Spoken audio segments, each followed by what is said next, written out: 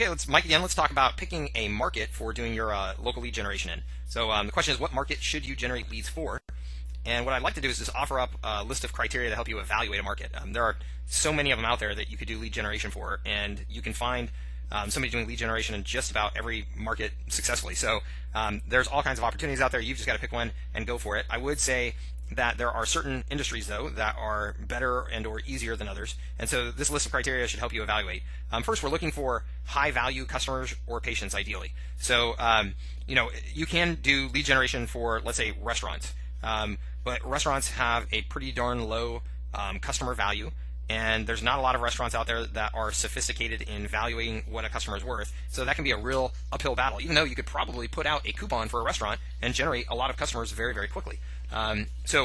That would be a market that, unless you really knew what you were doing, unless you had a really good customer relationship, I would probably avoid. On the other hand, markets with higher customer values, let's say landscaping or kitchen remodeling or chiropractors or cosmetic dentists, those are all businesses with customer or patient values in the thousands of dollars.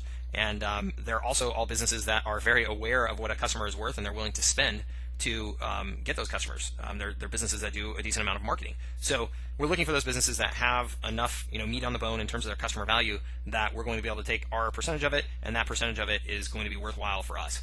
Clients that are proven spenders, you want to be able to find businesses that are actively advertising in the industry that you're considering working for, because again, if they are active spenders already, if they're proven spenders already, it's going to be a much easier sales pitch for you to be able to get some of those dollars that they're currently spending and have them spend them on your leads. Short sales cycles. So some businesses have very long sales cycles, right? They'll get a lead and it will be 6 months before they turn that lead into a customer.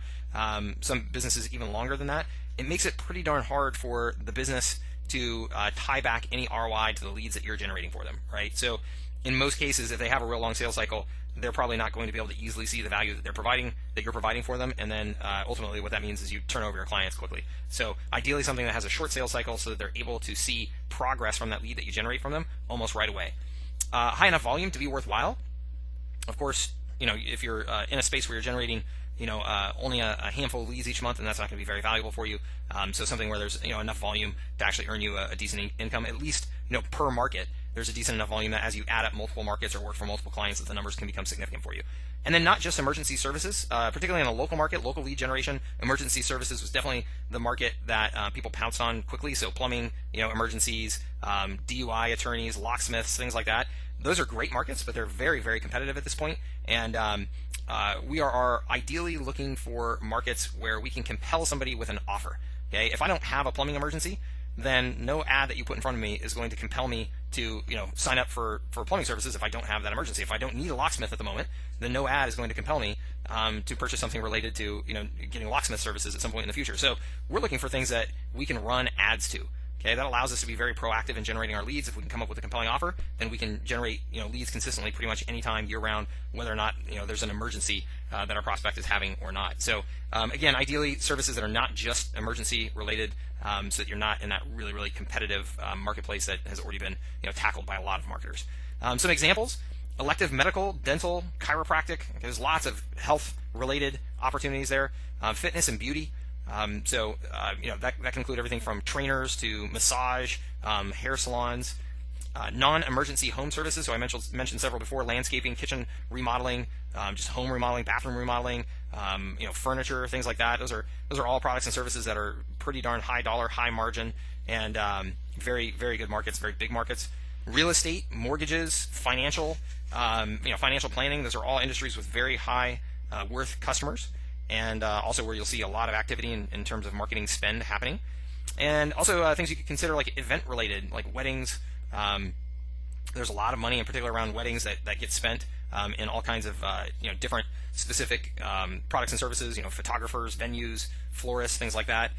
Those are all pretty active and pretty high-value markets. So there's all kinds of different options, and I think that's part of what people struggle with is how do I choose one, and I understand that. So here's some resources that can help you really start to hone in on some of the different opportunities. These are all businesses that are already in the lead generation business and in the local lead generation business. Angie's List, Groupon, Home Advisor, Valpak.